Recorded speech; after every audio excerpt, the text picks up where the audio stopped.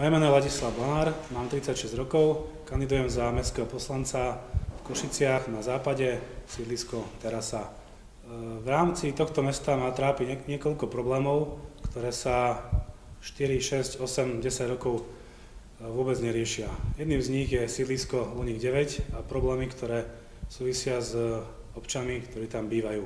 V Košiciach sa vytvára veľmi málo pracovných príležitostí, s tým súvisí aj čerpanie prostriedkov z Európskej únie, takisto chýbajúci priemyselný park po vzoru Kechneca, ktorý je v blízkosti Košíc.